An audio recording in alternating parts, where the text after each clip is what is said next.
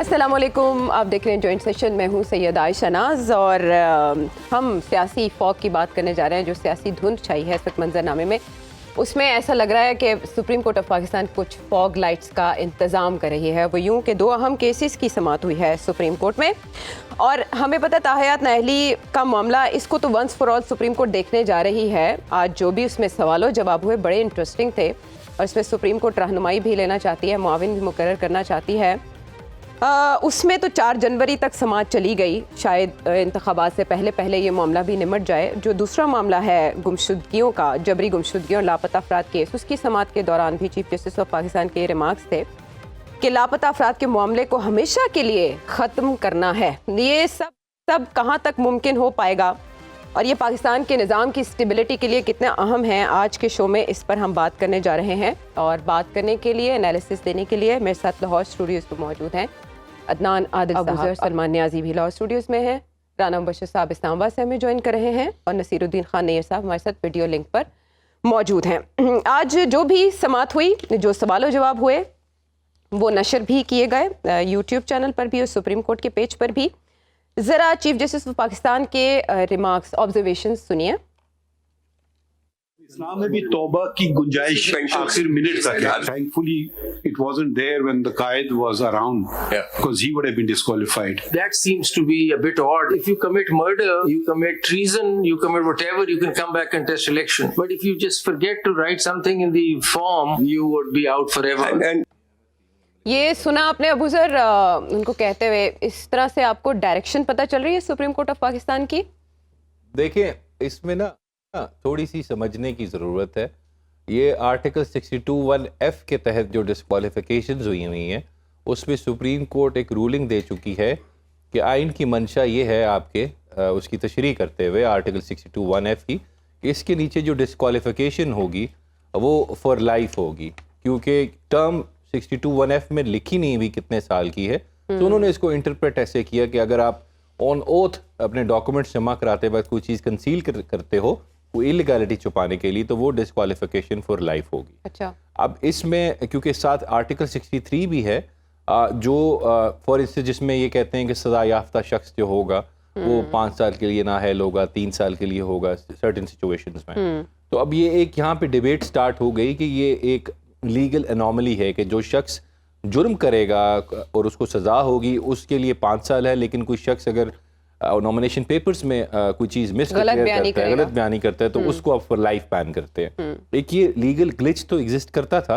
Anomaly exist करती थी, लेकिन प्रॉब्लम ये आती है सुप्रीम कोर्ट का काम नहीं है आइन बनाना, उसको रीराइट करना या उसके अंदर एडिशंस या सब्सट्रैक्शन करना। वो कहते हैं लेजिस्लेटिव लूप होल्स जो होते हैं वो काम होता है आपकी पार्लियामेंट का, उसको फिल करना। और ये तो खासकर आइन की एक शिक है आपकी, तो उसको जब आपने उसकी जब तशरीह करनी है तो उसमें आप नई चीज़ ऐड नहीं कर सकते। री राइटिंग ऑफ द कॉन्स्टिट्यूशन जजेस का काम नहीं है। अब यहाँ पे फिर डिबेट इस वक्त ये चल रही है क्योंकि इसमें अगर आप सुने मंसूर अली शाह साहब को, तो वो ये कह रहे थे कि ये तो फिर पार्लियामेंट का काम है इस अनोमली को ख़त्म करना। अब ये यहाँ पे ये भी नहीं कह सकती सुप्रीम कोर्ट ये 5 साल है, क्योंकि वो 5 साल कहेंगे तो उसमें भी वो खुद अब चीज़ें ऐड कर रहे होंगे आइन के अंदर।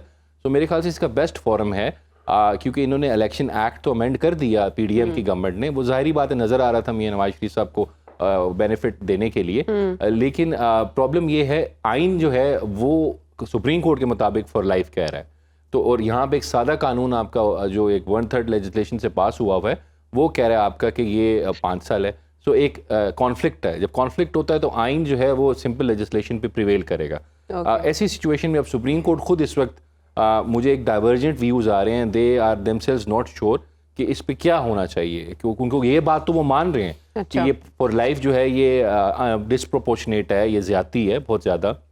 आई एग्री विद दैट, लेकिन उसको ठीक करने का तरीकाकार मेरे ख्याल say that is the parliament को इसमें आइन में तरमीम करनी चाहिए और मेरे ख्याल से इससे सारी पॉलिटिकल पार्टीज इफेक्ट हो सकती हैं। तो मेरे ख्याल से ये सब मिल के बैठे हैं, जब भी असेंबली आती है इलेक्शन अगर हो जाए हमारा तो उसके बाद इसको ये अमेंड करके कॉन्स्टिट्यूशन में इस लीगल जो ग्लिच आ रहा है, अनोमली आ रही है कॉन्स्टिट्यूशन के अंदर, उसको ठीक किया जा सकता है। लेकिन मेरी अभी तक मेरा पॉइंट ऑफ व्यू है कि सुप्रीम कोर्ट करने को तो कर सकती है, कह सकती है 5 साल, लेकिन I think that will be legislative री राइटिंग तो ये पार्लियामेंट का काम है, उनको ही करना चाहिए। ठीक। अच्छा, ये अदालत में आर्ग्यूमेंट्स भी हुए नैयर साहब के तरजीह दी जा सकती है इसको, क्योंकि वफाक का बनाया हुआ कानून है, इलेक्शन एक्ट जो है वो एक्ट ऑफ पार्लियामेंट है। और फिर जो दूसरा नुक्ता उठाया गया वो बड़ा अहम था चीफ जस्टिस ऑफ पाकिस्तान की जानिब से कि इसको चैलेंज नहीं किया गया। अच्छा, बैरिस्टर गौहर अदालत के बाहर तो कह रहे हैं कि हम ताहयात नहल का रास्ता रोकेंगे, लेकिन उस इलेक्शन एक्ट को चैलेंज नहीं किया गया। तो क्या इस बुनियाद पर अदालत इस बात को वेटेज देते हुए इलेक्शन एक्ट को आइन पर तरजीह दे सकती है?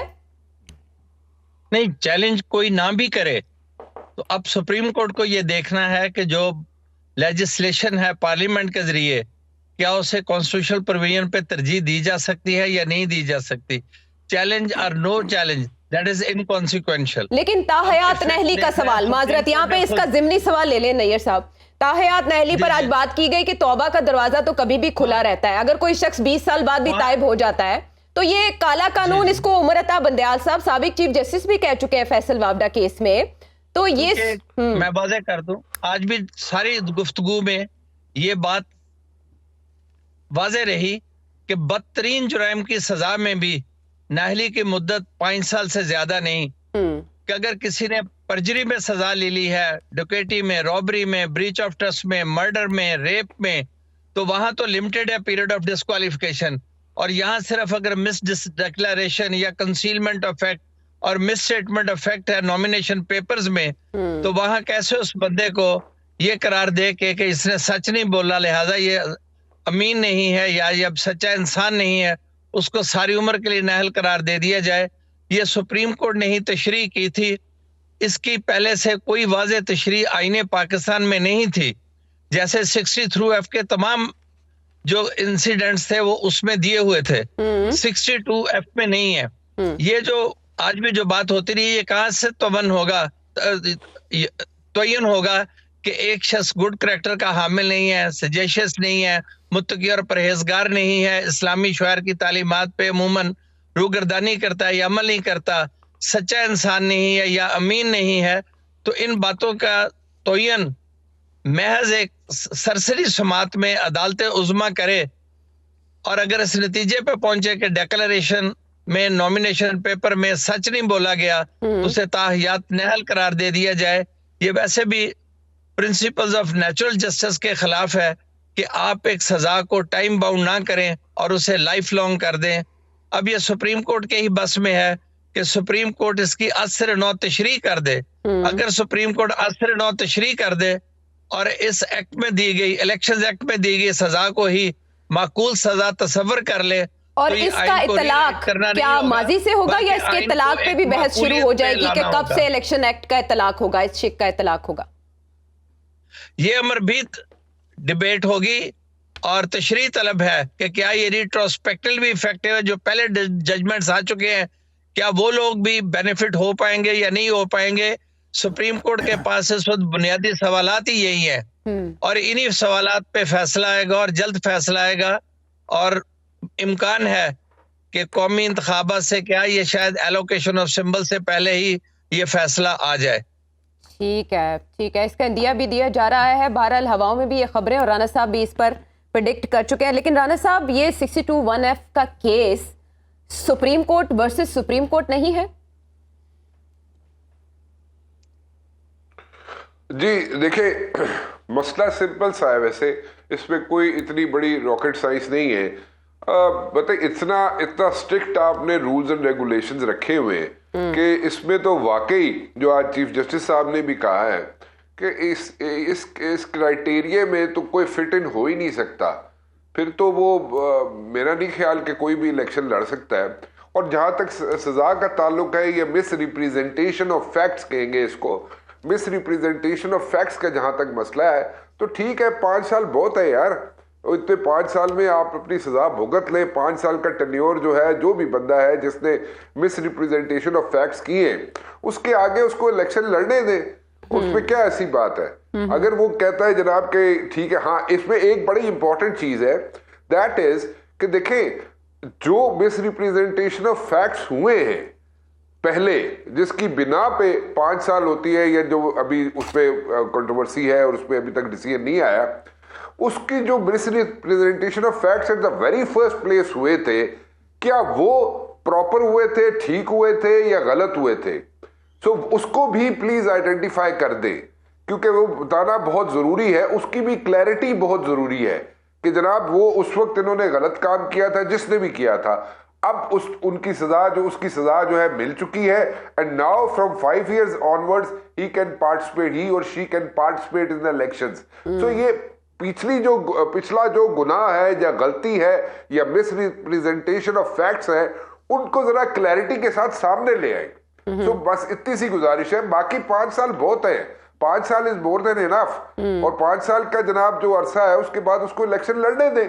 हर चीज की एक सजा की मुद्दत रखी हुई है, तो फिर इसमें आप क्यों अनलिमिटेड या लाइफ टाइम आप उसको एक बंदे को बार कर रहे हैं? लेकिन फिर वही सवाल आता है कि उस वक्त जो मिसरिप्रेजेंटेशन ऑफ फैक्ट्स हुए थे, उसको प्लीज क्लैरिटी के साथ दे, मतलब कोर्ट्स जो है जो भी डिसाइड कर रही है, क्लैरिटी दे दे कि हाँ जी उस वक्त हुआ था, मिसरिप्रेजेंटेशन ऑफ फैक्ट्स अब नहीं है, और जो सजा है वो भुगती जा चुकी है, and now they can go for elections. तो ये क्लैरिटी बहुत जरूरी है. अगर ये क्लैरिटी नहीं होगी ना, तो कल फिर आप भी बैठी होंगी, मैं भी बैठा हूंगा, और अखबारात में भी एडिटोरियल्स लिखे जा रहे होंगे कि जनाब उस वक्त ये हुआ था, तो वो था के चक्कर में वो सारी जिंदगी था जड़ा ना वो पेटे पे रहना है. तो इसलिए उसको भी जरा क्लैरिटी उसमें भी मिल जाए तो बहुत बेहतर हो जाएगा. हाँ, ये नजरिया ज़रूरत के तहत नहीं होना चाहिए आइन में रद्दोबदल या इस तरह की तशरीहात के मोम की नाक लगने लग जाए. अबू ज़रा आप ऐड करना चाह रहे हैं कुछ? देखें, बिल्कुल राना साहब ठीक कह रहे हैं, 5 साल काफ़ी होते हैं. 5 साल पहले राना साहब भी सादिक अमीन नहीं थे, लेकिन अब हो गए हैं, तो इस वजह से 5 साल काफ़ी हैं. बंदे को दूसरा चांस मिलना चाहिए. हाँ नहीं, सादिक अमीन के हवाले से चीफ जस्टिस साहब ने कहा कि वो एक ही शख्सियत है जिनके बारे में कहा जा सकता है, और तो कोई है नहीं. अटॉर्नी जनरल साहब के बारे में नहीं. अच्छा, एक चीज़ को गलत लोग समझ रहे हैं. सादिक अमीन का मतलब ये नहीं है कि मैंने कभी झूठ बोला है तो मैं इलेक्शन नहीं लड़ सकता. उसका ये मतलब है आपने ऑन ओथ झूठ बोला है और there is a judgment of the court against you, फिर आप सादिक अमीन नहीं है. इसका मतलब ये नहीं है कि कोई शख्स क्यों जुर्म करा, आपने देख लिया तो आपने कहा ये इलेक्शन नहीं लड़ सकता. उसमें आपके खिलाफ एक कोर्ट की जजमेंट होनी चाहिए कि आपने झूठ बोला, तब आप क्वालिफाइड नहीं है. वैसे एक चीज बताएं, अभी यहाँ पे तो बाकायदा बात हो रही है कि ये 1973 में नहीं था, इसकी जुजियात नहीं ये तो थी, बाद में 1985 में ऐड किया गया ना. ज़ियाउल साहब का तोहफा था. एक तो उनको भी आज इन अ वे हम कह सकते हैं कि उन तक भी पहुंचे, आज उनके हवाले से भी बात हुई कि उनका क्या किरदार था. जो लेकिन ये कि उसके बाद पार्लियामान ने बहुत सी आईनी तरमीम की, किसी ने भी उसको तब्दील नहीं किया. इसका मतलब है कि पार्लियामान की मंशा थी कि वो इसको रखना चाहती है. अच्छा. क्योंकि एक तरमीम तो नहीं हुई, उसके बाद बहुत तरमीम हुई, और 18वीं तरमीम में, हाँ 18वीं तरमीम में इसको चेंज किया. पहले ये था कि कोई शख्स अच्छा मुसलमान नहीं है तो वो इलेक्शन नहीं लड़ सकता. फिर उन्होंने कहा अच्छा मुसलमान होने का सबूत ये है कि उसके खिलाफ कोर्ट की जजमेंट होनी चाहिए. कि उसने कहीं झूठ बोला है ऑन ओथ. फिर उसको थोड़ा फर्दर डिफाइन किया, उन्होंने बेहतर किया उसको. चीफ जस्टिस ने कहा कि जो जजेस ये फैसला देते हैं वो भी इंसान ही हैं. उनके भी फिर किरदार पे बात होनी चाहिए जिन्होंने इस तरह का फैसला दिया. लेकिन ये कि देखिए इन चीफ जस्टिस साहब ने भी 62(1)(f) पे लोगों को डिस्क्वालीफाई किया हुआ है पहले. किस को जरा याद दहानी के लिए मैं केसेस हैं आपको दे दूंगा. I have judgments. एक इनका केस था, अजमत सईद साहब भी उसमें थे बेंच में, कादी फैज़ल साहब भी थे, और उसमें इन्होंने डिसेंट किया था, लेकिन उसके अंदर उन्होंने रिप्रोड्यूस की थी जजमेंट जो कादी साहब ने, जिसमें उनमें डिस्क्वालीफाई अंडर 62(1)(f) लोगों को किया हुआ है. आई मीन एक इंटरप्रिटेशन थी. अब जाहिर बात है टाइम चेंज हो गया, लोगों ने इस लॉ को क्रिटिसाइज किया है, तो फिर इस वजह से अब ये लॉ मेरे ख्याल से इसके अब आखिरी वक्त चल रहे हैं. ये लॉ मेरे ख्याल से आगे आखिरी सांसें ले रहा है. आखिरी सांसें ले रहा है. ठीक है, डिटेल्स में हम जाएंगे आने वाले में. इसका जो प्रैक्टिकल इम्प्लीकेशन है ना, वो तो 2 आदमियों के लिए है. एक नवाज शरीफ साहब और दूसरे जहांगीर तरीन. तो वो ताहयात नहली उनकी हुई हुई है. अगर वो जजमेंट आ जाती है जिसमें वो ताहयात नहली को महदूद कर देते हैं 5 साल तक, तो उसकी जो लीगल उसके हैं, मतलब है कि उसके हक में भी आर्गूमेंट हैं, उसके खिलाफ भी हैं कि ये काम पार्लियामान को करना चाहिए, सुप्रीम कोर्ट को नहीं करना चाहिए. कुछ लोग कहते हैं कि चूंकि पार्लियामान ने उस पर इबाम रखा है तो सुप्रीम कोर्ट भी उसमें दाखिल हो सकती है और उसकी तशरीह नए सिरे से कर सकती है. लेकिन ये तशरीह करते हुए ये कहना कि नाहली होगी ताहयात, मतलब हाँ वो मतलब कोई तो अब एक दफ़ा तशरीह सुप्रीम कोर्ट कर चुकी, अब उसको वो अगर नए सिरे से तशरीह कर देता है 7 रुकनी बेंच, तो शायद वो प्रीवेल कर जाए. हाँ. लेकिन आमतौर से जो सुप्रीम कोर्ट का जजमेंट पहले आ गया हो उसकी दोबारा से नहीं होती. हो सकता है उससे पहले बेंच से बड़ा बेंच बड़ा बेंच है. पहले 5 रुकनी था, अब 7 रुकनी. वो कर सकते हैं. तो अगर ये हो जाए तो अच्छा ही है, और उससे एक हमारे सियासी मंजरनामे पे अच्छा असर पड़ेगा कि 2 शख्सियात जो बड़े पॉलिटिकल लीडर्स हैं, एक नवाज शरीफ और एक जहांगीर तरीन, वो दोबारा इलेक्शन लड़ने के लिए अहल हो जाएंगे और वो क्या हिस्सा ले इसका सकेंगे। फायदा बानी पीटीआई को भी हो सकता है किसी केस में? नहीं, वो 62(1)(f में नहीं हुए, 63(1)(p) में हुए थे। That was one time dissenting, that's it. हाँ, ओके, तो अब ये है कि इसकी इम्प्लीकेशन प्रैक्टिकल पॉलिटिक्स में बहुत ज़्यादा है, ये जो भी जजमेंट आएगी, और ज़्यादा जो जजों का माइंड हम नज़र आ रहा है हमें, जो उनके रिमार्क्स है वो यही है कि वो इसको महदूद करना चाहते हैं और वो इसके कोई हक में नहीं है इस सारी उसके। तो अगर ये ऐसा होगा तो फिर ये कि अगला जो इलेक्शन है उसमें, लेकिन उसमें एक आदमी को तो माइनस पहले कर ही चुके हैं, बानी पीटीआई को, तो अब दूसरे पहले वो माइनस हुए थे नवाज शरीफ और जहांगीर तरीन, इस बार जो है बानी पीटीआई माइनस हो रहे हैं। ये हमारी सियासत जो है -1 से नहीं निकल पाती है कभी। अगली दफा कौन होगा? अगली दफा अल्लाह बेहतर जानता है कि कौन होगा, लेकिन ये कि इससे जो एक तो बात ये है कि धुंध छटेगी कि इलेक्शन होंगे या नहीं होंगे। अभी भी इसके जो जैसे कोर्ट में केसेस चल रहे हैं उस पे तो चीफ जस्टिस कह रहे हैं कि हथकंडे इस्तेमाल किए जा रहे हैं, हथकंडे delay इस्तेमाल करने किए के जा रहे हैं, लिए। लेकिन ये के साथ साथ आपको पता है कि ऐसे कॉलम लिखे जा रहे हैं, ऐसे टीवी पे ऐसे लोग जो एंकर्स हैं वो ऐसी बातें कर रहे हैं, आप कहना जिसमें वो चाह रहे हैं अदलिया को कह रहे एक बड़ा हैं कि आप कॉलम आया, मैंने पढ़ा है कल, उसमें तो कहा गया है कि अगर आइन को आपने अपहोल्ड किया तो शायद सबका मिलियमेट हो जाए। आई मीन बड़े आप सीनियर कुछ कॉलम इमरजेंसी की बात कर रहे हैं? हाँ, मैंने किसी ने लिखा है, मैं पढ़ा था, बड़े सीनियर कॉलम अबू ज़र वकील है ना, इनके सामने बोलना बड़ा मुश्किल होता है, पकड़ लेते हैं। अच्छा नाना साहब, जब ये आप जिस तरह कह रहे हैं कि इस तरह दिखाई दे रहा है, रिमार्क से भी नजर आ रहा है, लेकिन जब आप फैसला देंगे जो कि पहले सुप्रीम कोर्ट के फैसले को रिवर्स करेगा, तो फिर आपको ये मानना पड़ेगा फैसले में कि पहले जजेस ने गलत फैसला दिया था, गलत तशरीह की थी। तो जब आप गलत तशरीह करते हैं, वो मुल्क भुगतता है, तो फिर उसके जिम्मेदारान के खिलाफ भी कोई कार्रवाई नहीं, ये बात गलत है। ऐसे जज जो हैं वो 4-3 का फैसला अच्छा उधर नहीं होता। लाइफ लॉ जो होता है ना, it is never logic, it is experience. Law हमेशा इवॉल्व करता है विद पैसेज ऑफ टाइम, बेहतर होता है। तो ये नहीं कह सकते। अब अमेरिका में भी ऐसी जजमेंट्स हैं जो 50 साल बाद जाके ओवर रूल होती हैं, प्रिंसिपल ऑफ लॉ चेंज हो जाता है। अब हाई कोर्ट के फैसले को सुप्रीम कोर्ट रिवर्स कर देती तो सारे हाई कोर्ट के जजेस के खिलाफ कार्रवाई, आपकी लॉजिक के मुताबिक तो नहीं, आप देखें ना, इस तरह उनकी वजह से नहीं हो रहा। बहुत सुप्रीम कोर्ट की जजमेंट्स हैं जो 1970 की जजमेंट से डिसएग्री कर रही हैं, इवन कमर्शियल मैटर्स में, कंपनी मैटर्स में। आके 40 साल बाद अब इंडिया के एक सुप्रीम कोर्ट के जज हैं, उनके वाले साहब भी सुप्रीम कोर्ट के जज थे, उन्होंने अपने वाले साहब की जजमेंट से डिसएग्री किया अभी ये 2 साल पहले। सो दिस केस कौन सा था? ये बड़ा फेमस केस है, मुझे भूल गया, I will share it with you.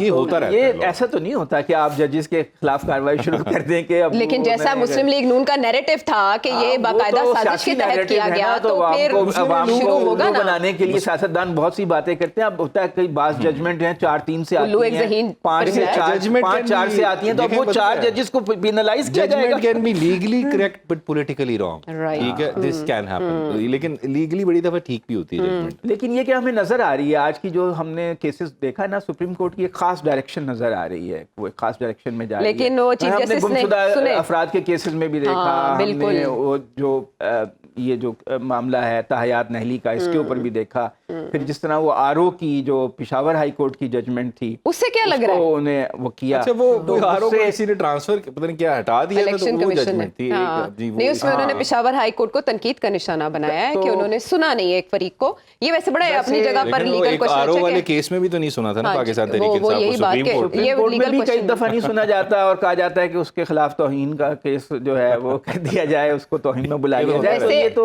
होता है, लेकिन ये कि जजेस का एक खास माइंडसेट है, खास डायरेक्शन है।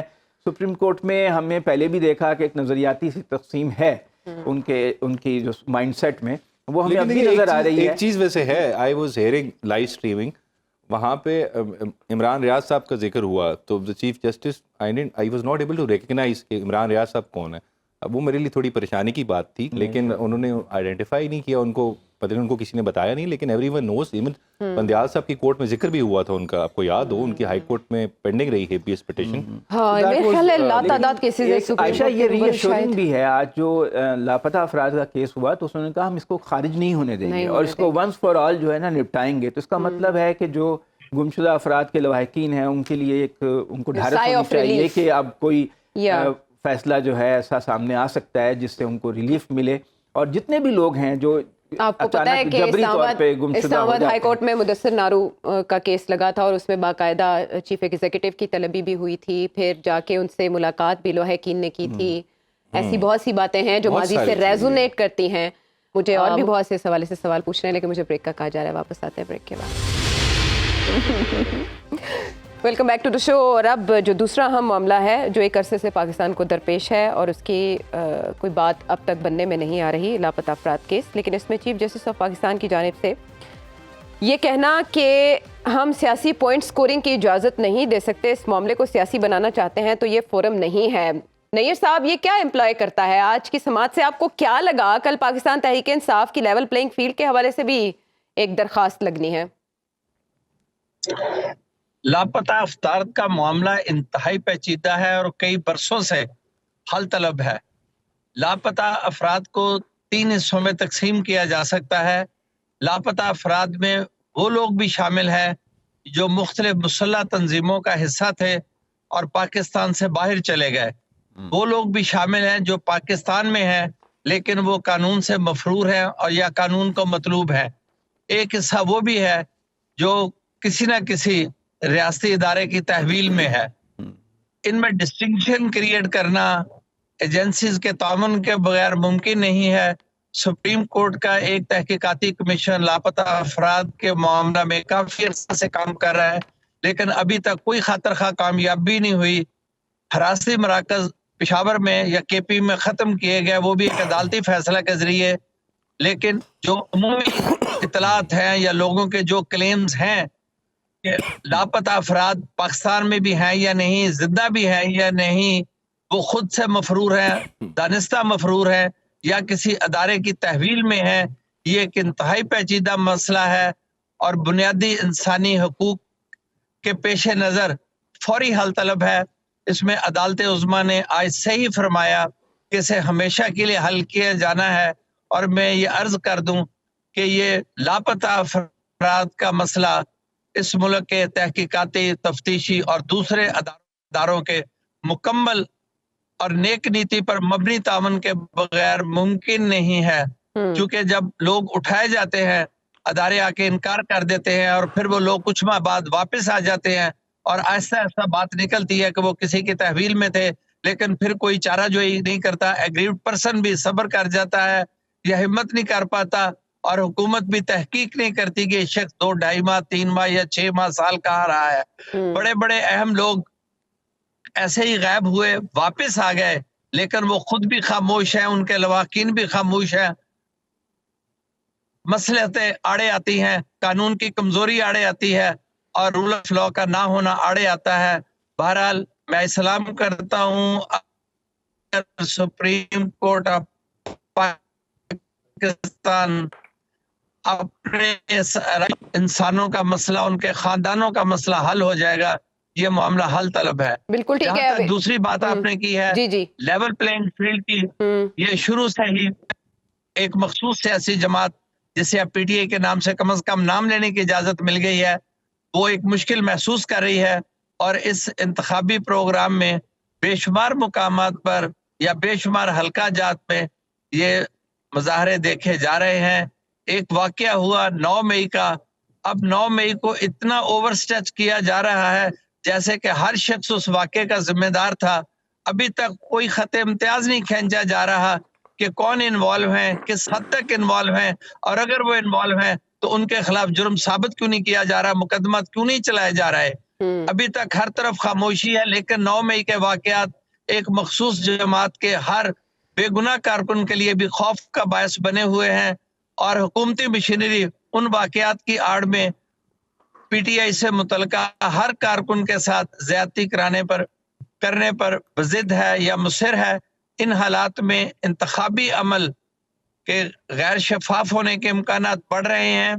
इलेक्शन कमीशन ऑफ पाकिस्तान की ही जिम्मेदारी है कि गैर जानबदाराना और शफाफ इंतखाबात के अमल को यकीनी बनाए, लेकिन बाज़ मुकामात पर जो वाकयात रिटर्निंग ऑफिसर्स के दफातर के बाहर देखे गए हैं, अभी तक इलेक्शन कमीशन ने किसी भी वाकया की रिपोर्ट पे कोई एक्शन नहीं लिया, किसी हुकूमती इदारे ने कोई एक्शन नहीं लिया। हो सकता है कुछ शिकायत गलत हो, लेकिन हर शिकायत तो गलत नहीं है। और अभी एक और नतीजा भी सामने आ जाएगा। कल भी बात हुई थी कि जो कागजात नामजदगी का मुस्तरद करना है, इस्तरदाद है, वो सिर्फ एक जमात की तरफ ज्यादा है। जब अदालत आलिया के स्पेशल ट्रिब्यूनल जो कि अदालत आलिया के जजों पर मुश्तमिल है, मुल्क भर में उन कागजात नामजदगी की वैलिड होने ये ठीक है। अच्छा, वैसे इसमें जो फ़र्क है वो ज़रा बारीक सा है कि एतजाज़ अहसन साहब की और दीगर जो फ़रीक़ैन की दरख्वास्त थी वो ये कह रही थी कि कुछ अफराद जो हैं वो गायब हो जाते हैं और थोड़े अरसे के बाद नमूदार होकर प्रेस कॉन्फ्रेंस करते हैं। तो ज़रा इस मामले को देखा जाए। मेरा ख्याल है cross the board supreme court इस मामले को ले गई, लेकिन इसको उस इम्तियाज़ को और उस फ़र्क को वाज़े करने की ज़रूरत है जो 3 अक़साम नैयर साहब ने बताई। आप कुछ कहना चाह रहे हैं बुज़ुर्ग? नहीं है। अच्छा, इसके ठीक बाद है। मेरे से सवाल हाँ, पूछना नहीं, है। एक्चुअली मैं इलेक्शंस के हवाले से बड़ा इंपॉर्टेंट नुक्ता जो मौलाना फजलुर रहमान उठा रहे हैं, मैं उनका बयान शामिल करना चाहती हूँ। वो क्या कह रहे हैं, वो क्या चाह रहे हैं? इस्लामाबाद में मुझे थ्रेट है। क्या आपको थ्रेट है? एक और सियासतदान का भी उसमें नाम था। चलो, मुझे तो आप पार्टी सरबराह की हैसियत से हर तरफ से सिक्योरिटी दे दें कि सारे हर उम्मीदवार को तो नहीं होता जी। हम भी फिक्रमंद हों कि भाई शाम तक घर वापस आ सकेंगे या नहीं आ सकेंगे। अगर वो पुरअमन माहौल देना चाहते हैं, इस मकसद के लिए अगर चंद दिन मुअख्खर हो जाएगा तो कोई क़यामत नहीं आ जाएगी। लेकिन चंद दिन मुअख्खर होने से राना साहब दहशतगर्दी खत्म हो जाएगी? अच्छा, इस पे कंटेम्प्ट भी बनती है वैसे। हाँ, ये नहीं, बयान देखिए, भी राना साहब काफी बताएंगे। अरसे से मैं कह रहा हूँ कि 8 फरवरी को इलेक्शंस होते हुए जरा डाउटफुल है। और ये चीफ कई जस्टिस मसला चीफ काम जस्टिस कर को भी कर सुनना चुके चाहिए हैं। राना मैं- साहब को बुला के कि राना साहब को कहाँ से लगा, कब से राना साहब मैं बता दूं ये भविष्यवाणी दे रहे हैं। राणा साहब जिसके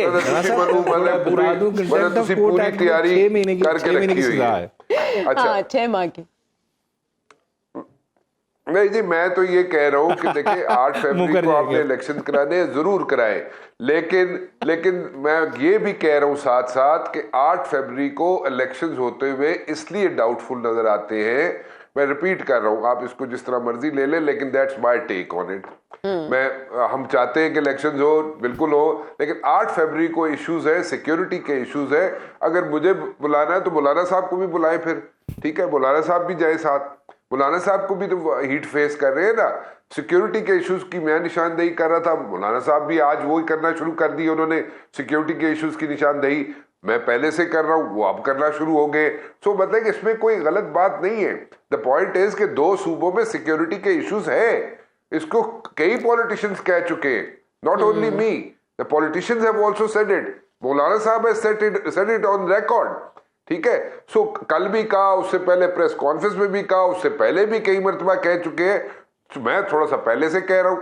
सो द पॉइंट इज कि अगर सेनेट के इलेक्शन से पहले अगर इलेक्शन हो जाते हैं और थोड़े से हालात बेहतर हो जाते हैं, there is nothing wrong with it, इसमें कोई गलती नहीं है। मैं हालात की बेहतरी की गारंटी कैसे मिलेगी राना साहब? ये केपी और पंजाब में भी इलेक्शंस थे ना, तो तब देखिए 20 दिन में हालात कैसे बड़ा ठीक हो अच्छा जाएंगे? सवाल है अगर आपका, आप- very good question, Just a question. Very good question, बिल्कुल सही बात है। लेकिन द पॉइंट इज, देखिए इस वक्त जो है ना, सब लोगों ने टारगेट किया हुआ है, जो ये हॉस्टाइल इंटेलिजेंस आउटफिट्स है ना, उन्होंने टारगेट किया हुआ है कि 8 फरवरी को इलेक्शन होने हैं, तो उससे पहले जनाब कोई ना कोई अनसर्टेनिटी क्रिएट करने की कोशिश की जाएगी।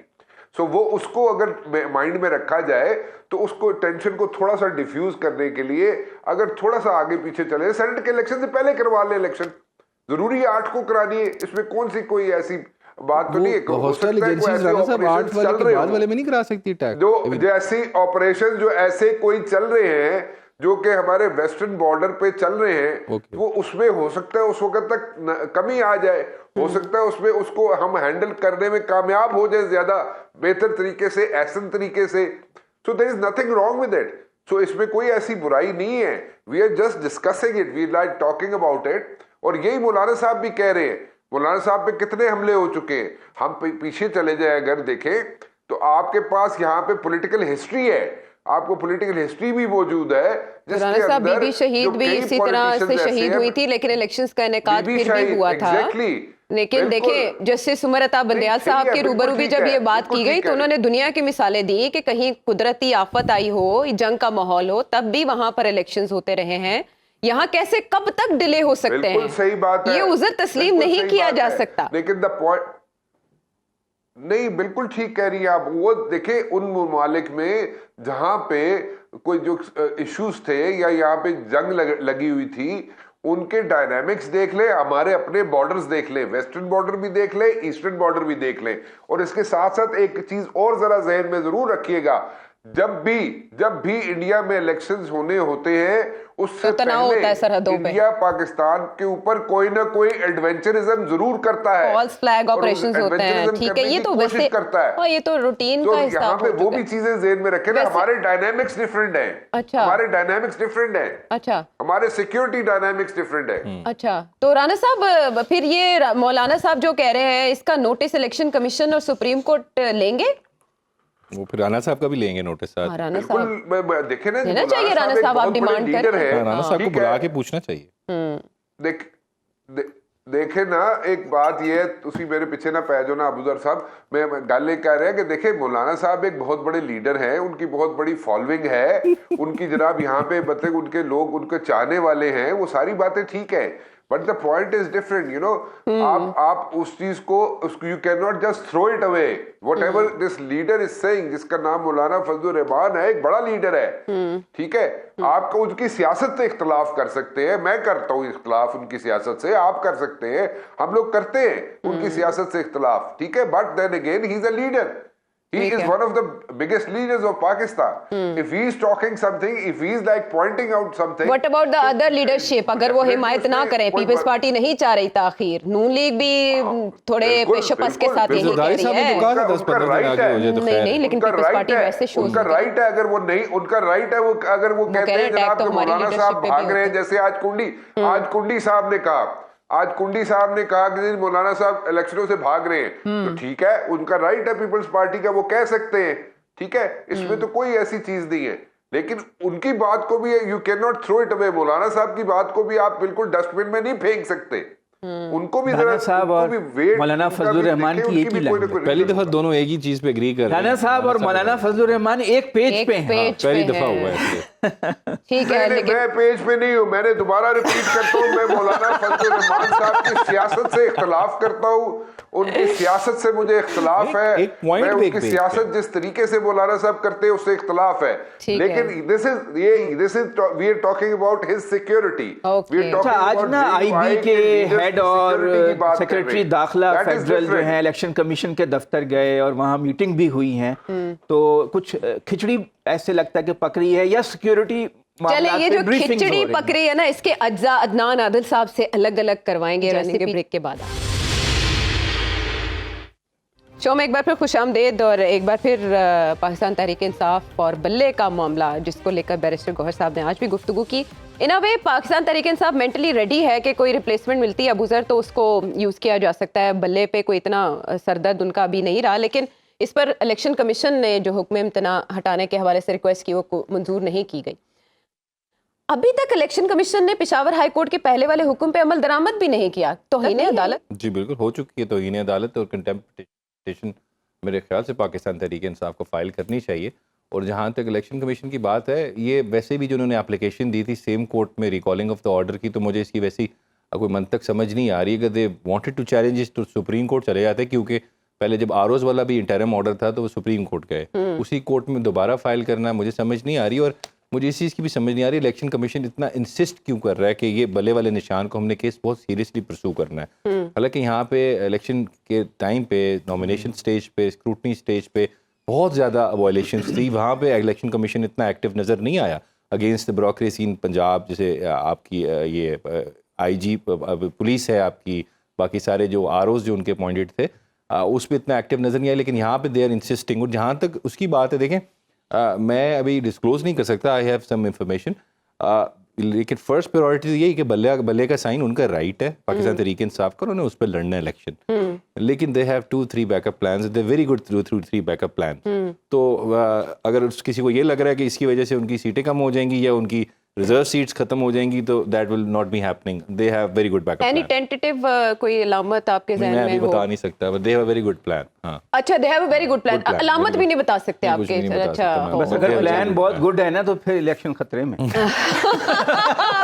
ये बड़ी अच्छी कही, लेकिन किस खिचड़ी की आप बात कर रहे थे अदनान आदिल साहब? जरा रेसिपी तो शेयर करें। सिंपल प्लान है और बहुत अच्छा प्लान है। नहीं नहीं, देखिए अभी एक तो ये है कि कागजात नामजदगी जो मुस्तरद हुए हैं ना, वो 21 हुए हैं नून लीग के जो हिमायत याफ्ता लोगों के, और 381 हुए हैं जो पीटीआई के हिमायत याफ्ता उम्मीदवार थे। कौमी सूबाई मिला के 1 और 18 की रेशो बनती है, 18 और 1 की। तो जानिबदारी तो साफ नज़र आ रही है इंतज़ामिया की, और जो इलेक्शन का सिस्टम है पाकिस्तान का पूरा, कि एक पार्टी को वो आउट करना चाहते हैं। पहले तो हम सुन रहे थे ना कि बानी पीटीआई को -1, लेकिन अब तो लग रहा है कि पूरी पार्टी को ही आउट करना चाहते हैं। लेकिन अगर प्लान गुड है और उसकी खबर उन तक भी पहुंच गई है, तो फिर मुझे लगता है कि इलेक्शन का होना जो है ना वक्त पे ज़रा अल्लाह करे कि वक्त पे ही हो और सुप्रीम कोर्ट अपनी बात मनवा ले।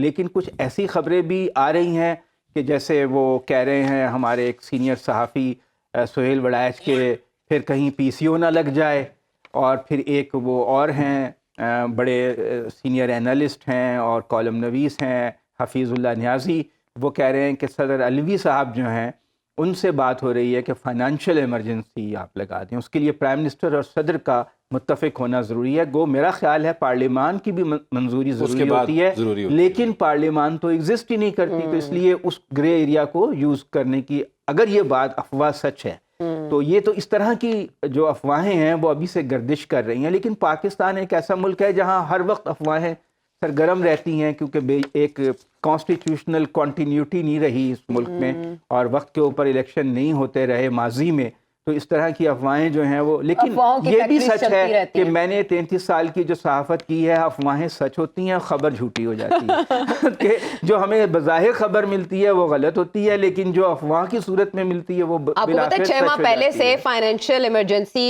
और पीसीओ, नॉट पीसीओ, इमरजेंसी और फाइनेंशियल इमरजेंसी के हवाले से राणा साहब बातें करते रहे हैं कि देयर इज अ प्लान। अगर एक प्लान पाकिस्तान तहरीक इंसाफ के पास है तो एक प्लान दूसरी तरफ भी है। राणा साहब का पीर बड़ा तगड़ा है। एक चीज बताऊं, जो पीसीओ लास्ट वाला जिन जजेस ने उसको किया था ना वैलिडेट, वो सारे घर गए थे उसके बाद। ये चीज याद अगर रखो। फाइनेंशियल इमरजेंसी, हाँ, अगर फाइनेंशियल इमरजेंसी की बात कर रहे हैं तो फाइनेंशियल इमरजेंसी अगर 8 से पहले अगर लग जाए तो देखें राणा एनीथिंग कैन साहब, हैपन ना।